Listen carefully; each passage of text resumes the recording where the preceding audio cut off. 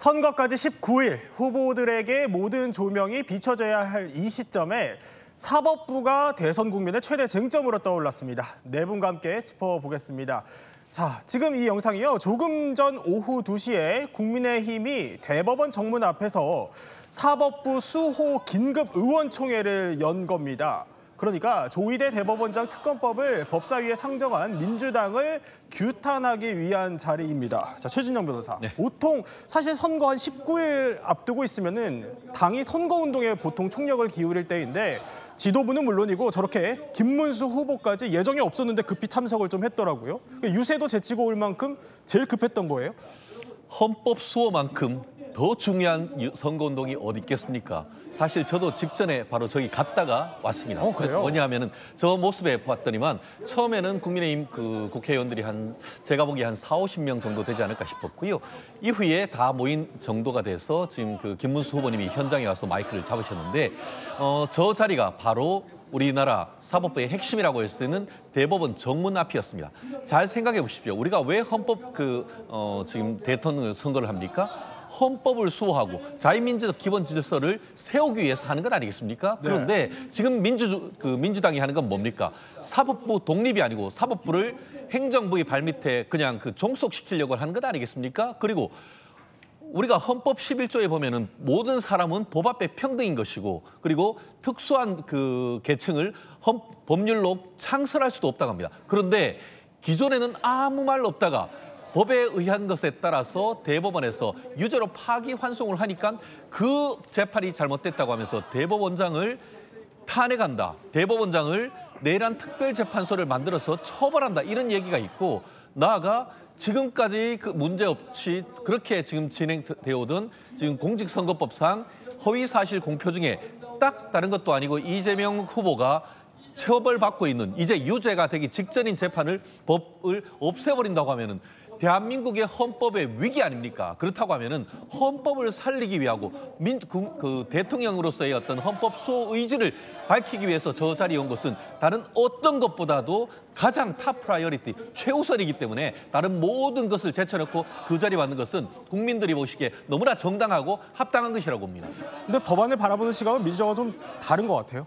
많이 다르죠. 지금 헌법 수호, 법치주의 수호라고 하셨습니까? 국민의힘에서 과연 그런 말씀을 하실 자격이 있나 저는 좀 되돌아봤으면 좋겠다라고 생각합니다. 지금 국민의힘에서 헌법 파괴, 또 헌정 파괴 했던 윤석열 전 대통령과의 관계를 끊어내지도 못하고 있는 지금 그런 상황 속에서 과연 헌법 정신을 살려야 되겠다, 법치주의를 살려야 되겠다 이런 말씀을 하시는 건 이율배반적이지 않을까요? 이번 대선의 의미를 여전히 잘 파악하고 있지 못한 국민의힘의 저런 모습에 좀 안타깝고 참담하다 이런 말씀 좀 드리고 네. 이런 지금 국회에서 입법 활동을 통해서 사법 개혁을 촉발시키게 된 이런 이 사법부의 어떤 신뢰 무너진 것들 이런 것들에 대해서 정말 국민의힘이 그런 부분에 대한 지적을 하지 않고 오히려 이것을 어떤 대선의 선거 전략으로 활용하는 측면 이런 부분에 대해서는 좀 유감스럽다 이런 말씀 좀 드리고 싶습니다. 법사위에서 처리된 법안을 두고 여야가 해석을 좀 달리하고 있는 상황인데 자, 오늘 오전에요. 김문수 후보도 예정에 없던 또 기자회견을 직접 열었습니다. 이 기자회견도 이 선대위 회의 40분 전에 갑작스럽게 공지가 된 거라고 하는데요. 일단 김문수 후보 말 들어보시죠. 이재명 후보, 이분이야말로 세계 역사상 유례없는 독재자입니다. 이재명을 수사한 사람은 모두 그 검사가 탄핵이 됩니다. 어제 국회 법사위에서 이재명 면석법, 공직선거법 개정안 날치기 통과했습니다. 전 세계 역사상 이런 독재자가 있었습니까? 이것은 국기문란 행위이기 때문에 의병이 되는 심정으로 반드시 바로 잡아야 된다고 생각합니다. 자, 허재인 변호사. 그러면 지금 국민의힘이 이 어떤 법안들로 민주당이 사법부를 압박하려 한다 이렇게 비판을 하고 있는 건지 일단 간단히 좀 정리를 해볼까요? 네, 어제 법사위에서 처리된 법률안 모두 4가지입니다. 첫 번째는 바로 조희대 특검법인데요. 그러니까 조희대 대법원장이 이례적으로 빠른 속도로 이재명 후보의 공직선거법 재판을 상부심을 판단을 해서 유죄 취지로 파기환송한 것이 정치 개입이 아니냐, 대선 개입이다라고 민주당 쪽에서 의혹을 제기를 하면서 이를 포함한 총 9개 혐의로 특검을 임명해서 수사하자라는 내용의 법안입니다. 예. 두 번째는 공직선거법 개정안인데요. 그러니까 허위사실 공표 요건 중에 지금 뭐 가족관계, 학력 그리고 행위까지 대상으로 규정이 되어 있는데 여기에서 행위 부분을 빼겠다라는 겁니다. 지금 표면적인 이유는 만약에 행위가 좀 애매하게 해석이 될 여지가 있기 때문에 기소권을 남용할 여지가 있다라는 내용이 주장이 되고 있기는 하지만 또 반대쪽에서 보기에는 만약에 이게 삭제가 된다라고 하면 법령의 개폐, 변화로 더 이상 죄가 되지 않는 경우에 해당하기 때문에 이재명 후보의 재판이 최종적으로 면소로 끝나게 될 가능성이 있기 때문에 네. 이재명 방탄법이다 이런 얘기가 나오고 있는 거고요. 그다음이 뭐냐면 지금 이 법원의 재판, 대법원의 판결은 헌법재판소의 심사 대상이 아닙니다. 그런데 이걸 심사 대상으로 넣겠다라는 헌법재판소 개정안인데요. 지금 굉장히 문제가 되는 부분은 뭐냐면은 이 대법원 판결이 헌법소원 대상에 포함이 된다라고 하면 네. 사실상 사심제로 기능을 하게 되는데 이게 어떻게 보면 국민의 기본권을 보장할 수 있는 방안일 수도 있지만 어떻게 보면은 이 부분이 만약에 헌법재판소와 대법원의 어떤 판단이 엇갈린다고 하면 기관 간 충돌이라든가 헌법 충돌 이런 것들이 있을 여지가 있고 또 한 가지 더해서 이재명 후보의 재판에 한 번 더 기회를 주려고 하는 것이 아니냐 이런 의혹이 제기가 되고 있는 거고요. 마지막으로는 지금 14명으로 규정된 대법관을 최소 30명, 많게는 100명까지 늘리겠다라는 법원 조직법 개정안입니다. 상고심 재판이 적체가 되어 있어서 대법관 수를 많이 늘리자라는 취지인데 예. 그런데 전원 합의체가 이 대법원의 역할 중에 굉장히 중요한 부분 중에 하나인데 100명으로 늘린다고 하면 이 사람들이 다 모여서 판단을 하기 어렵기 때문에 법령의 해석이나 적용에 흔들림이 있을 수가 있다. 이런 비판이 예전부터 있었던 내용이거든요. 아직까지 논란이 많은 부분인데 더 중요한 부분은 특히 이번 대선과 관련해서 만약에 대법관을 이렇게 늘린다고 하면 차기 네. 대통령이 대법관 임명권을 모두 갖게 되는 셈이잖아요. 지금 법적으로는 대통령이 대법관 임명권을 갖고 있으니까 그렇게 된다고 하면 차기 대통령 입맛에 맞는 대법관으로 많은 대법관의 수를 구성할 수 있는 것이 아니냐, 사법의 정치화되는 것이 아니냐 이런 우려를 낳고 있는 상황입니다. 자, 그러니까 법안 내용과 우려점들을 허재현 변호사가 쭉 정리를 해주셨는데 어제 저 네 법을 하루 법사위에서 줄줄이 강행 처리를 한 겁니다. 여기에 대통령이 되면 재판이 중지되는 형사법 개정안까지 묶어서 국민의힘은 5대 악법으로 규정을 하고 있습니다. 그런데요, 오히려 이재명 후보 캠프 일각에서는 이런 목소리도 나오고 있습니다. 특검법이나 탄핵 이런 것에 대해서는 신중을 기해야 합니다. 자제를 해야 한다고 봐요. 그렇게 안 해도 국민들은 판단하고 있고 또 다른 헌법의 정신에서 하기 때문에 그러면은 저는 자제하기를 바라고 또 그렇게 조언을 할 겁니다. 당에 대해서도. 본회의까지는 안 가리라고 봅니다.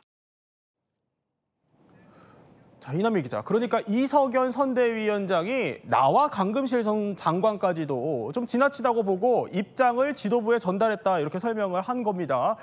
그런데 이런 가운데 형소법 개정안과 관련된 여론조사도 나왔어요. 일단은 강금실 장관이 반대했다라는 거는 특히나 조희대 대법원장이나 대법원을 비판했지만 네. 헌법은 과하다 이렇게 이제 강금실 장관도 입장을 전달했다는 거예요. 그러면은 여론은 어떨까요? 특히 그 형사소송법 개정안 그러니까 대통령이 되면은 재판이 중지된다는 해당 법안에 대해서 이제 국민의 생각을 물었습니다. 보니까요 동의하지 않는 편이다라고 답한 사람이 네. 51%, 동의한다는 쪽이 43%예요. 오차 범위 밖에서 일단은 반대한다는 의견이 더 많긴 그렇군요. 합니다. 예. 그런데 대선 전도 그렇고요. 대선 이후에도 이 이재명 후보 사법 리스크와 이 부분에 관련해 가지고는 계속 좀 이렇게 공방과 논란이 좀 이어질 것으로 보입니다. 그러면 사실 선거 기간인 만큼 김진욱 대변인 여론의 촉각을 곤두세울 수밖에 없는데 무작정 사실 강행하기는 좀 쉽지 않을 수도 있지 않을까요? 그렇습니다. 지금 뭐 이 지금 특검법 같은 경우에는 특히 당론으로 발의된 사안은 아니고요.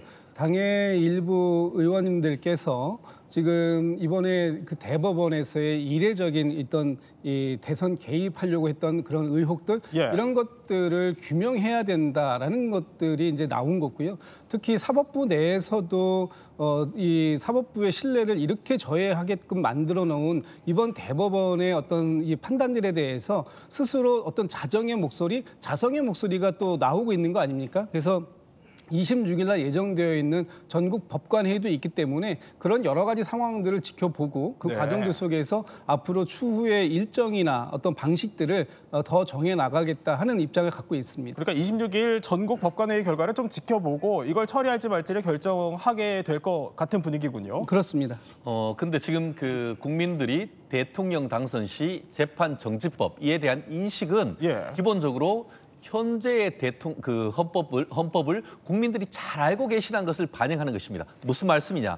아시다시피 이번 같은 경우에 이번 대선은 윤석열 전 대통령에 대한 탄핵, 한마디로 대통령 고리로 인해서 이루어진 조기 대선이지 않습니까? 그에 대한 헌법적 근거가 헌법 68조 2항에 있습니다. 그런데 지금 헌법 68조 2항은 어떻게 되어 있냐면은 네. 대통령이 고리된 때는 그로부터 60일 이내에 후임을 정한다라고 했는데 그 뒤에 어떤 규정이 있느냐? 대통령이 판결 기타의 사유로 그 자격을 상실한 때에는 후임을 정한다고 되어 있습니다. 뭐라고 되어 있죠? 판결 기타 사유로 인해서 자격을 상실한 때, 대통령이 판결 기타의 사유로 자격을 상실한 때는 후임을 정한다는 건 뭡니까?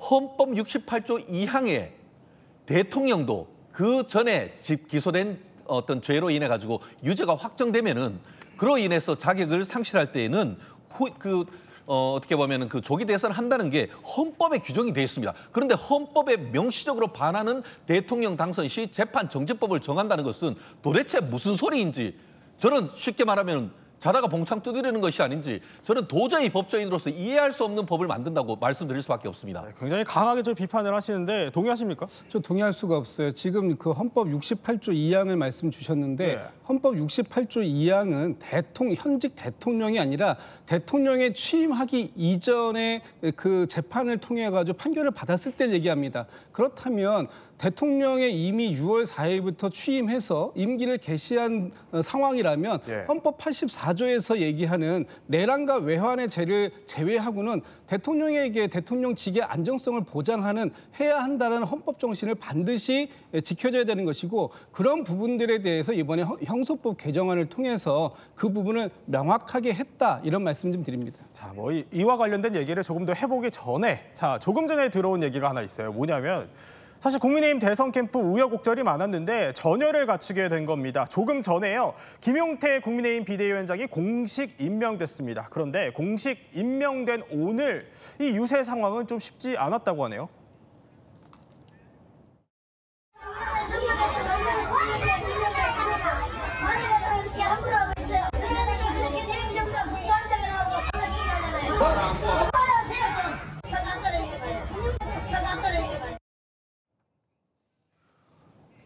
자, 그러니까 시민이 단일화 과정에서 있었던 좀 분열상을 꾸짖은 거예요.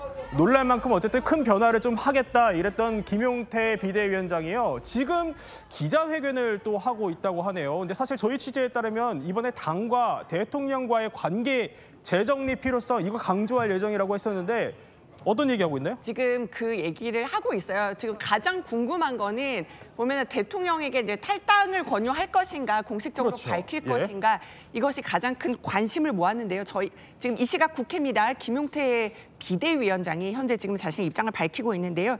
지금 국민의힘 1호 당원은 대통령뿐 아니라 모든 당원이다. 그래서 당정 관계를 정상화하는 제도화를 추진하겠다. 그러니까는 당정은 협력을 할 거고 사당화 금지하는 그런 원칙들을 반영할 것이다. 그러니까 이제 그 당정 갈등 이번 사태와 같은 그런 것들이 불러오지 않도록 예. 당원에 명시한다던가 제도화 해가지고 이런 갈등을 좀 원천적으로 막겠다. 네. 이런 뜻을 지금 밝히는 기자회견을 지금 하고 있고요. 지금 기자들 질문을 받고 있는 지금 김용태 위원장 모습을 보실 수 있습니다. 네. 그리고 네. 보면은 대통령과는 수직적인 관계를 넘어서 긴밀한 협조 관계를 만들겠다. 뭐 등등의 지금 내용이 나오고 있고요. 당내 대통령의 친일 세력을 구축한다면 용납하지 않겠다. 뭐 이런 입장을 지금 현재 밝히고 있는 상황입니다. 네, 어쨌든 뭐 당 차원에서는 좀 윤 대통령과 거리를 두기 위한 구체적인 좀 방안들을 수립해 나가는 과정인 것 같습니다. 자, 그런데요. 오늘 하루 또 한편 텃밭 민심을 훑고 있는, 그러니까 호남 민심을 훑고 있는 이재명 후보는요. 이틀 연속 의미심장한 발언을 내놨습니다. 내란 수계뿐만이 아니라 지금도 숨어서 끊임없이 내란을 획책하고 실행하고 있는 이 3회 내란을 일으키고 있는 자들을 다 찾아내서 법정에 세워야 되겠죠. 그리고 그 법정은 깨끗한 법정이어야 되지 않겠습니까? 민주공화국의 인권, 민주주의의 최고 보루가 사법부입니다.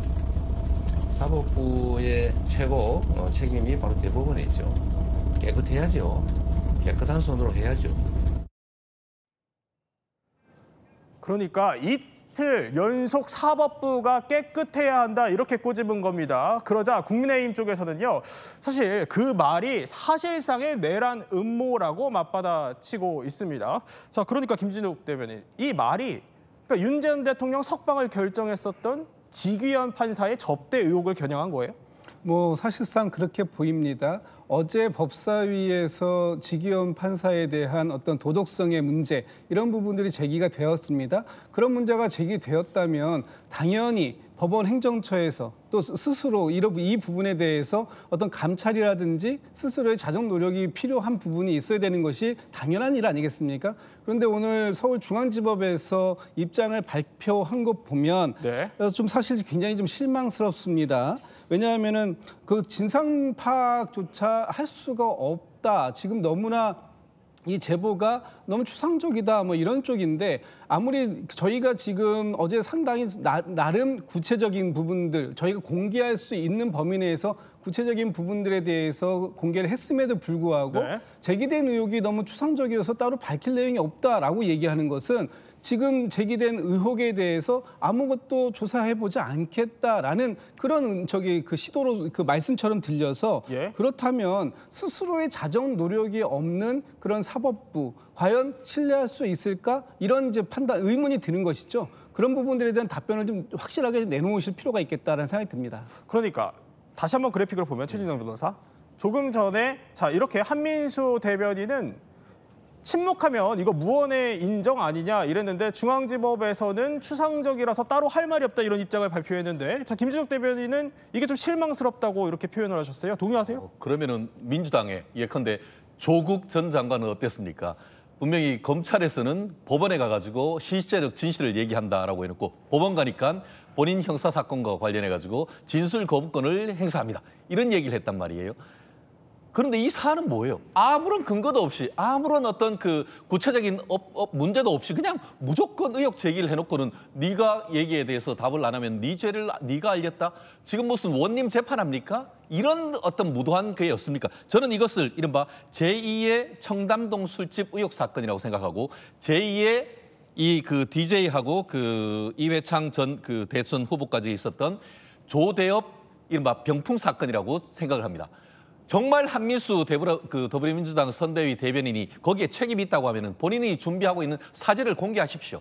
그냥 그러지도 않고 여기에 의혹을 제기를 하고 있으면서 이 깡통 속에서 뭐가 있다. 그게 무슨 말입니까? 이것이야말로 정치 권력이 사법 권력의 위에 있다고 하면서 사법 권력을 해당해서 찍어 누르는 것 이상 또 이하도 아닌 건 아니겠습니까? 구체적인 어떤 물증을 가지고 의혹을 제기하려는 것이지 이걸 내가 의혹을 제기하니까 너네가 알아가지고 다 해서 징계하고 파면하고 재판부 바꾸라고 한다는 것은 결국 이 상황 속에서 사법부의 의혹을 제기를 해서 이게 뭐가 있지? 이런 짧은 어떤 대선 레이스 속에서 의혹을 제기하고 지나고 나면은 책임이 없다. 이렇게 하려고 하는 의혹 아닌가? 그렇기 때문에 좀 더 책임 있는 자세를 전 보여야 된다고 생각합니다. 민주당이. 네, 여러 사건을 언급하시면서 구체적인 근거를 좀 대야 한다는 입장이에요. 이거는 좀 다르게 봐야 될 것 같습니다. 지금 법관에 대한 부분입니다. 법관의 도덕성에 대한 부분이에요. 우리가 법대 위에 앉아 계시는 이 법관들을 굉장히 존경하고 또 신뢰하는 것은 그분들이 갖고 있는 어떤 도덕성이나 이런 부분들에 대해서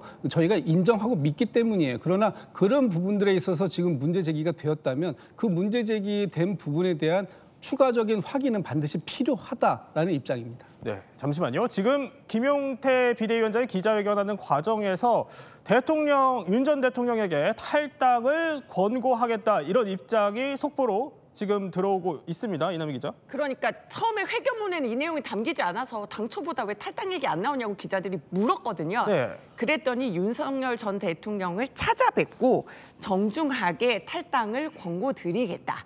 이런 입장을 밝히면서 어제 저희 이제 채널A 단독 보도에서도 윤석열 대통령도 이제 단이 요구하는 거에 따르겠다라는 입장을 저 측근에게 한 것으로 전해지기 때문에 김용태 비대위원장이 이제 어떻게 이제 찾아가서 탈당을 권고하게 될지 네. 요 추후 절차는 좀 봐야 될 것 같습니다. 오늘쯤 해서 관련된 입장이 나올 걸로 예상은 했었어요. 근데 생각보다 좀 구체적인 입장이 나온 걸로 보십니까? 그렇습니다. 어떻습니까? 결국 이 부분과 관련해 가지고는 명확합니다.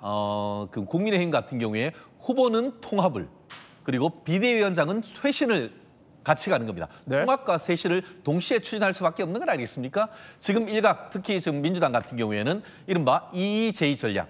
국민의힘에 대한 이관계를 쓰는 건 아니겠습니까? 국민의힘과 그 윤석열 전 대통령을 분리시킴으로써 어쨌든 윤석열 대통령을 지지하는 층을 국민의힘으로부터 잘라내려고 하는 그런 의혹인데 사실 그 부분에 대해서 뼈아픈 건 사실입니다. 네. 하지만 그럼에도 불구하고 윤석열 전 대통령을 지지하는 세력도 분명히 있기 때문에 그런 모두를 전환하는 데는 시간이 조금 필요한 것이고 그에 대한 어떤 위험은 그 국민의당의 실질적인 당 대표라고 할 수 있는 김용태 비대위원장이 결정하면 되는 것이지 예. 그러한 부분을 굳이 김문수 후보가 결정해야 될 필요는 없는 것이죠. 그렇기 때문에 오늘도 김용태 비대위원장이 취임의 일성으로 윤석열 전 대통령에 대한 네. 탈당을 정중하게 권고하겠다라고 했기 때문에 이런 부분에 있어서는 윤석열 전 대통령께서도 충분히 고민해서 결정할 것이라고 예측을 합니다. 자, 탈당 권고 카드가 나왔습니다. 대선판이 어떤 변수가 될까요? 저는 뭐 그렇게 큰 변수가 될 것 같지는 않은데 탈당을 권고한다. 저는 저 권고가 잘못됐다고 봅니다. 오히려 당이 더 적극적인 그 조치를 취했어야 됐다. 예. 왜냐하면 지난 12.3 비상계엄에 대해서 김문수 후보가 사과를 했습니다만 그 사과의 진정성을 담보하기 위해서는 그 비상계엄이 위헌적이고 위법적이었다라는 부분을 당에서 확인을 하는 작업이 필요한 겁니다. 그것이 징계고 또 당에서 제명, 출당 이런 조치를 통해서 확실하게 윤석열 전 대통령의 12.3 비상계엄이 잘못됐다라는 것을 당이 인정하지 않고 저렇게 애둘러서 두리뭉실하게 네. 탈당을 권고하는 방식, 이것은 결국은 윤석열 전 대통령과 관계를 끊어내지 않겠다라는 것의 다른 표현이다. 저는 그렇게 보고 있습니다. 그러니까 국민의힘 입장에서는 왜냐하면 또 여러 가지 의견이 엇갈리기 때문에 오늘 아마 이제 김용태 비대위원장이 정중하게 찾아가서 권고드리겠다 이런 입장을 밝힌 걸로 보이고요. 이 입장을 밝힌 또 중요한 이유는 지금 한동훈 전 대표의 경우에는 윤석열 전 대통령과의 절연 등 이런 것들을 어떤 선거를 도울 수 있는 그렇죠. 하나의 요건으로 네. 뽑았기 때문에 김용태 비대위원장은 그 윤 대통령과의 이제 약간 절연을 선언하면서 자 이제 한동훈 전 대표 홍준표 전 시장 응답하세요 하면서 지금 다른 분들 경선에서 같이 경쟁했던 다른 분들도 합류해 주십사 이런 부탁도 함께 했습니다. 결국은 이제 국힘에서 봤을 때는 윤 전 대통령의 절연 그 다음 단계로 더 많이 빅텐트를 만드는데 이제 좀 더 그 고심을 할 것으로 보입니다. 이게 또 빅텐트의 어떤 변수가 될지는 더 지켜보기로 하고요. 자, 대선이 가까워지면서요. 배우자들의 걸음은 조금 더 먼 곳으로 향하고 있습니다. 그러니까 찾는 곳도 한번 보면요. 굉장히 좀 상징적인데 김혜경 여사의 경우는요. 종교계를 좀 크게 끌어안는 행보를 보이고 있습니다. 그러니까 12일에는 조계사를 찾았었고요. 조계사 행사를 찾았었고요. 그 다음 날에는 명동성당, 또 오늘은 경주 불국사를 갔어요. 불국사를 왜 간 겁니까? 종교계 표심 잡기에 나선 상황으로 보입니다. 아무래도 불국사가 우리나라 불교의 대표적인 사찰인데다가 김혜경 여사가 조계종의 고 자승스님으로부터 법명을 받은 인연도 있거든요. 그래서 불국사뿐만 아니라 수덕사, 통도사, 범어사 이렇게 쭉 돌아보고 있는 상황이라는 생각이 들고, 근데 이게 다 지금 비공개를 원칙으로 사실상 이어지는 행보라고 합니다. 왜냐하면 이 지난 대선 과정에서 여사 리스크가 있었던 데다가 최근에 판결 문제도 있었고 또 이 대선 기간이 짧은 이런 특징이 있기 때문에 어떤 종교계가 주는 차분하고 반듯한 어떤 이미지와도 연결점이 있어서 이런 행보를 택한 것이 아닌가 싶습니다. 자, 이남희 기자. 근데 김혜경 여사의 경우는 대선이 이번이 사실 처음은 아니어서 이전에도 보니까 전국의 주요 사찰을 좀 쫙 돌았던 경력이 있다고요? 그러니까 오늘 아침에도요, 이제 스님들이 20여 명 넘게 모이는 행사가 있었고 거기에 간 것이고 이미 많이 찾아뵀던 분들이 이게 잘 알고 계신다 이런 얘기를 제가 민주당 쪽에서 들을 수가 있었어요. 그리고 모두 비공개가 원칙이고 또 하나는 이제 경북에 갔는데 지금 이재명 후보는 호남으로 갔거든요. 보면은 그 후보 배우자는 후보가 가지 않는 지역을 가면서 또 종교 민심을 청취하고 지역도 반대로 가고 이런 식으로 지금 선거운동을 또 돕고 있는 것으로 보입니다. 그렇군요. 반면에 설난영 여사는 어떨까요? 그러니까 본인과 인생 동지인 남편에게 좀 상징적인 장소인 구로공단을 방문하는 걸 검토를 하고 있어요? 그렇습니다. 사실 설란영 여사가 1978년도에 구로공단에 있던 세진전자라는 회사에서 노조위원장으로 활동한 이력이 있습니다. 그리고 네. 거기서 노동운동을 하면서 김문수 후보와 인연이 돼서 결혼까지 이어진 그런 특별한 의미가 있는 장소이기도 하거든요. 그때 당시에 본인의 나이와 비슷한 2030 여성 근로자들을 만나서 노동 현장의 어려움을 청취를 하고 특히 요즘에 일하는 여성들의 육아 문제가 굉장히 심각한데 설란영 여사가 노조위원장으로 활동할 때도 아이를 맡길 데가 없어서 타가수를 운영한 이력이 있다고 해요. 그렇군요. 그래서 육아 문제에 대한 어려움은 없는지 이런 네. 것들을 청취할 것으로 보입니다. 자, 그런데 이남희 기자. 자, 네. 김문수 후보, 설난영 여사 이 두 사람을 직접 취재해 본 적이 있다면서요? 19년 전에 가족 인터뷰를 한 적이 있어요. 네. 그래서 경기지사 당선된 직후였는데 그때 이제 러브스토리 취재를 했거든요. 아, 직접 그래서 이제 자택에서, 제가, 자택에 그때 부천 자택 30평 자택 아파트에 찾아갔었는데 네. 김문수 후보한테 그래서 설란영 여사랑 왜 결혼하셨냐, 뭐가 이렇게 좋으셨냐, 그러니까 이 말을 하더라고요. 내가 혹시 사라져도 혼자 살아남아서 씩씩하게 살아갈 수 있는 여자다. 그래서 계속 그래요? 거부를 당했는데 열심히 설득을 했다. 이런 말을 하더라고요. 근데 노동운동 상황이기 때문에 좀 그때 그 절박함을 보여준 거라고 생각이 들었어요. 설란영 여사한테도 왜 결혼했냐 물었더니 사실은 계속 거부했었다. 근데 40일 동안 이 남자가 내 눈앞에 보이지 않으면서 사랑한다는 걸 깨달았다. 근데 40일 동안 김문수 후보가 남영동 대공분실에 끌려가 있었다고 합니다. 아, 그래요? 그러니까 그런 절절한 상황들이 반영이 됐던 것 같고요. 아, 이재명 후보 얘기도 해드려야죠. 네. 이재명 후보 같은 경우는 이제 소개팅으로 만났는데 이제 김혜경 여사 같은 경우는 피아노 전공이고 굉장히 중산층 여성이잖아요. 근데 오히려 굉장히 어렵게 살아온 이 후보가 왜 이렇게 자신만만하지? 또 그 부분에 끌려서 결혼을 결심했다. 이런 뒷얘기가 전해지고 있습니다. 네.